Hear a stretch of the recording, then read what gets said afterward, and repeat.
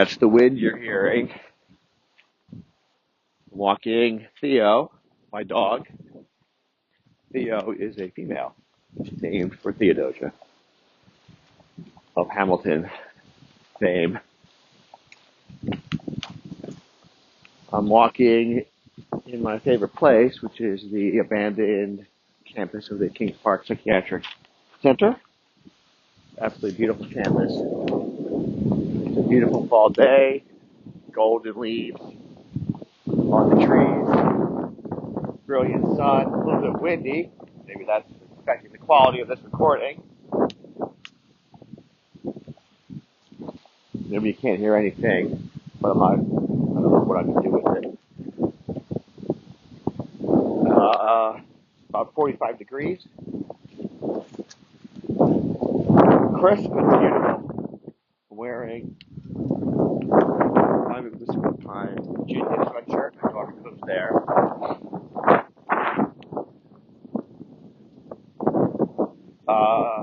Had a nice conversation today with a good friend of mine. We were talking about a topic that has become more and more prevalent, frequent in urology, and that is coverage of urology patients outside of your own specific silo or group. Crazy concept to me, because to me, when you're on call, and you're the last barrier. If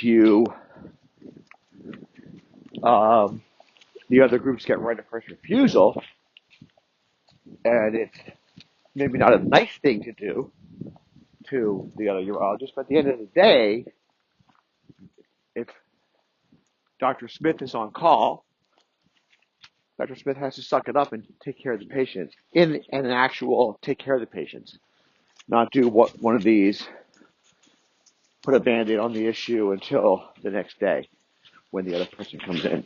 That's not good for patient care. So this has been the bane of my existence for the past 4 years. And it's been a real problem for me and my patients. It's not a very frequent problem. We're talking about 3 to 4 times a year, but it happens just enough that it causes a lifetime of stress, and it's not right.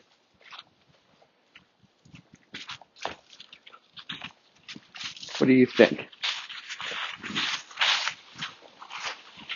If you're on call, right? That's what I think.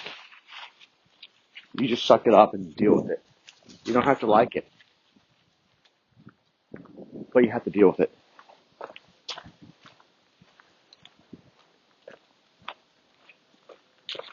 I was in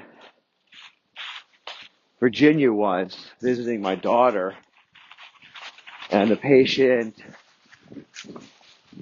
that I had seen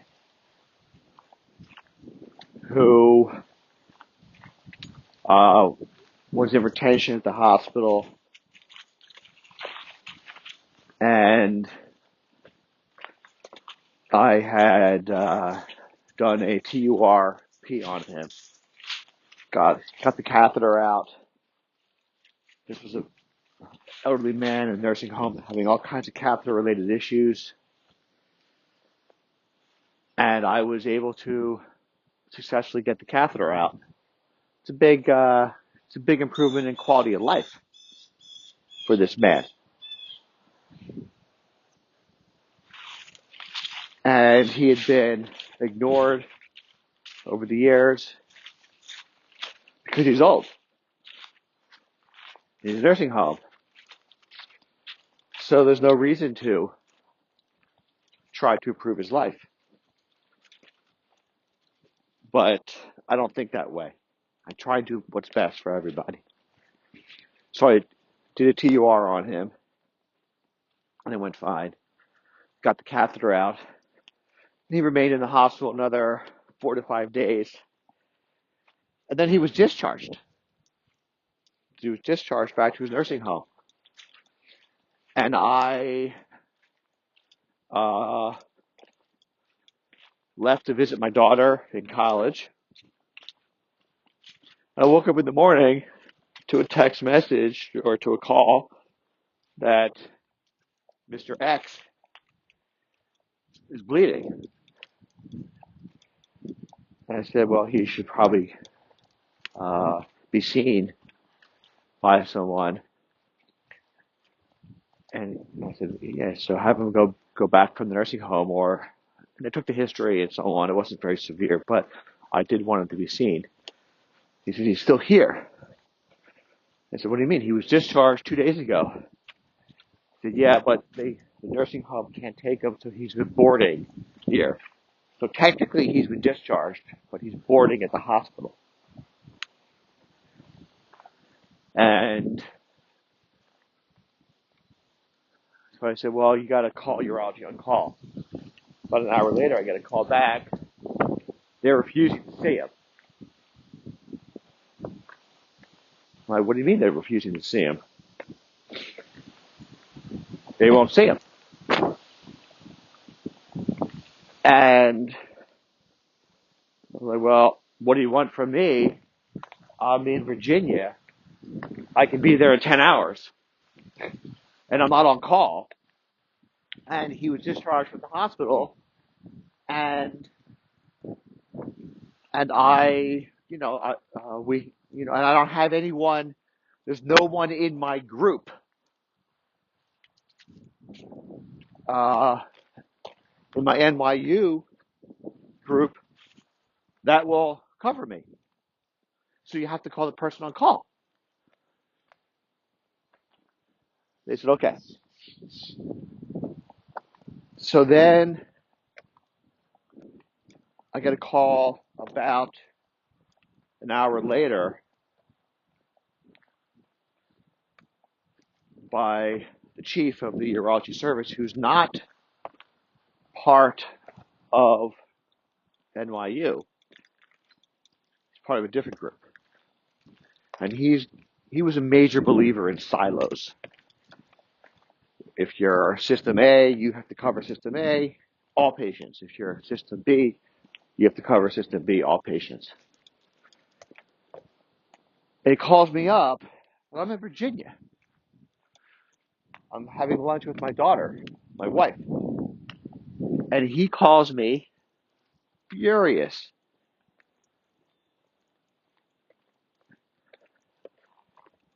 But ultimately he does take care of the patients because he's no dummy. He's the chief of urology, and it all falls on him at the end of the day.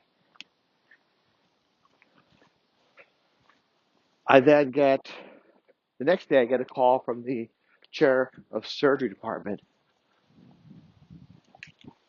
asking why I didn't sign the patient out. And I said, I didn't sign the patient out because the patient was discharged. There was no one to sign out.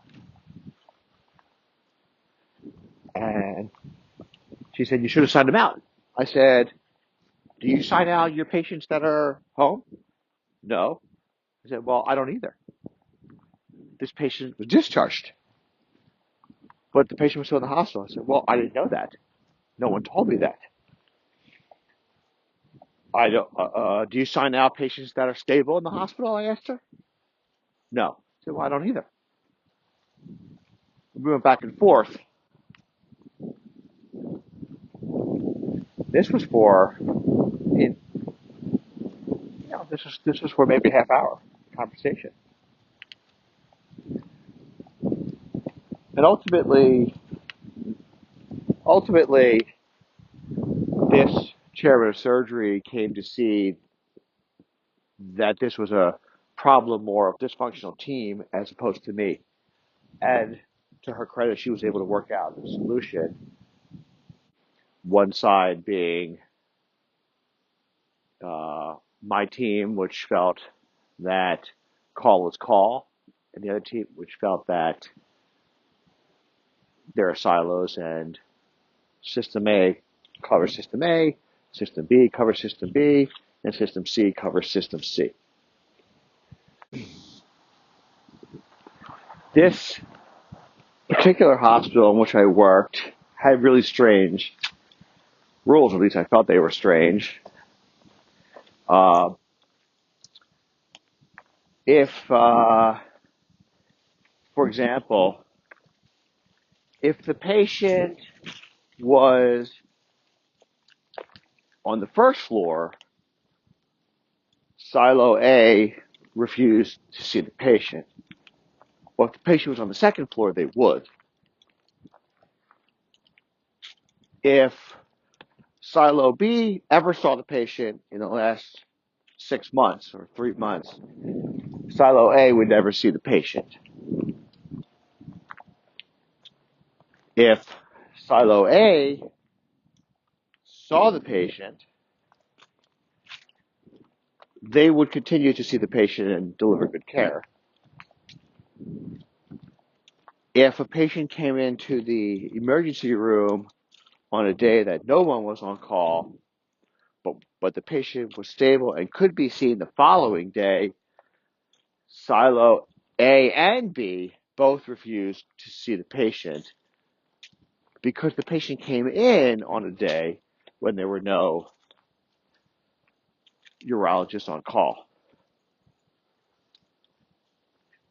If a urologist from Silo B made the mistake of seeing a patient who came in on a day where no one was on call, the urologist from Silo B was stuck with that patient forever because no one from Silo A or B would help that urologist if they were going away the next day. So in a sense, one was penalized for doing the right thing. It was absolutely crazy situation. And I complained about it to higher ups all the time. And people just shrugged. I guess they considered it growing pains. I don't know. But that was 3 years of my life at that hospital. I can give other examples of this, but I'd like to hear what you think of this. Reach out to me. I'd love to hear your opinion.